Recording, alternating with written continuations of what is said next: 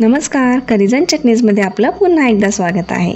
आज आपण उन्हाळा वाळवण स्पेशलमध्ये तांदळाचे खिचे पापडची रेसिपी बघणार आहोत, जे करायला अगदी सोपे, खायला खूपच खमंग आणि तुम्ही इथे बघू शकता आपला पापड किती छान फुलला येतो. चला तर मग सुरू करूयात. एक भांडं घेतलेलं आहे आपण, त्यात आपल्याला 3 वाटी एवढं पाणी घालून घ्यायचं आहे.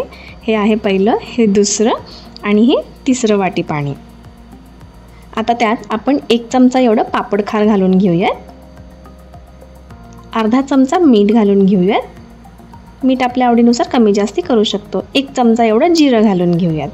आता आपल्याला पाण्याला छान उकळी आणवायची आहे आणि हा जो रंग आहे तो जिऱ्यामुळे आलेला आहे.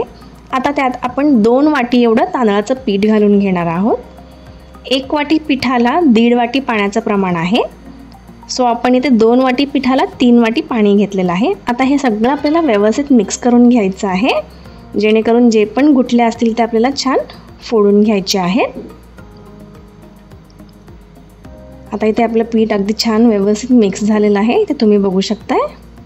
आता आपल्याला ह्याला झाकण लावून छान वाफ काढून घ्यायची आहे 5 मिनिटे.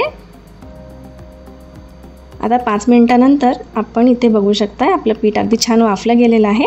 आता एक कापड घेतलेलं आहे, हलकंसं ओलसर केलेलं आहे, त्यात आपण हे मिश्रण ओतून घेऊयात.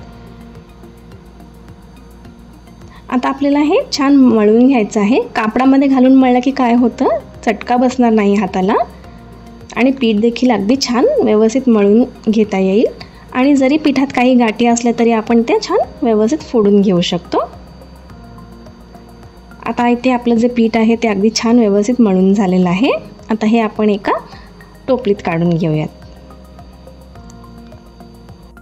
हाताला अगदी थोडंसं तेल लावून घेतलेलं आहे. आपल्याला ह्याचे दाखवल्याप्रमाणे गोळे करून घ्यायचे आहेत. जसं आपण उडीद वडा करतो त्याच प्रकारे आपल्याला ह्याचे असे गोळे करून घ्यायचे आहेत. इथे तुम्ही बघू शकता. इथे आपले सगळे गोळे तयार आहेत. आता हे आपल्याला वाफवून घ्यायचं आहे. चाळणीला हलकंसं तेल लावून घेतलेलं आहे. आता आपण इडली कसं वाफवतो त्याच प्रकारे आपल्याला हे फुल स्पीडवरती 5 मिनिटे वाफवून घ्यायचं आहे. 5 मिनिटानंतर तुम्ही ते बघू शकताय आपल्या पिठाला अगदी छान चकाकी आलेली आहे. समजायचं की आपलं पीठ अगदी व्यवस्थित वाफलं गेलेलं आहे. पुन्हा आपण हे मिश्रण एका ओलसर कापडावरती काढून घेणार आहोत आणि हे आपण मळून घेणार आहोत. दाखवल्याप्रमाणे आपल्याला हे छान व्यवस्थित मळून घ्यायचं आहे 5 मिनिटे, म्हणजे पीठ अगदी मऊ आणि लुसलुशीत झालेलं आहे.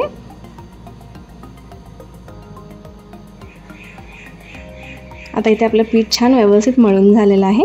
पुन्हा आपण एका टोपलीत काढून घ्यायचं आहे. अजूनही हे पीठ खूप गरम आहे. थोडंसं पुन्हा हाताला तेल लावून घेत आहे आणि मळून घेऊयात, म्हणजे जे पीठ आहे ते चिटकणार नाही.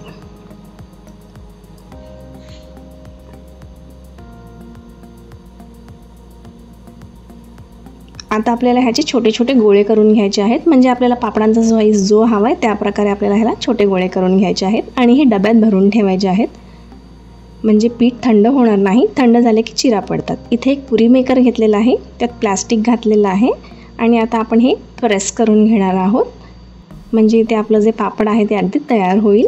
तुम्ही हे पापड लाटू देखील शकता. आता हे पापड आपण कापडावरती वाळवून घेणार आहोत ह्या प्रकारे.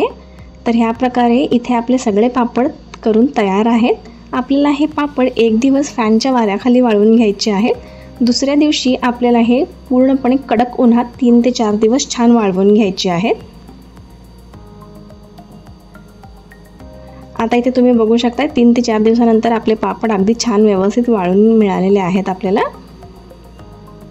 3 ते 4 दिवस कडक उन्हात वाळलं की हे खराब देखील लवकर होत नाही. आता तुम्हाला इथे मी एक पापड तळून दाखवते. तुम्ही बघू शकता आणि ह्याला तेल अगदी कडकडीत तापलेलं हवं, म्हणजे ते छान फुलतात. तुम्ही ते बघू शकता आपलं पापड अगदी छान फुललं गेलेलं आहे. हे पहा. आता इथे आपले सगळे पापड तळून अगदी तयार आहेत. तुम्हाला इथे मी साईज दाखवते पापडांचं. सो हे आपलं छोटंसं पापड जे वाळलेलं आहे आणि हे तळलेलं, सो मी बघू शकता अगदी दुप्पट तिप्पट फुलतात.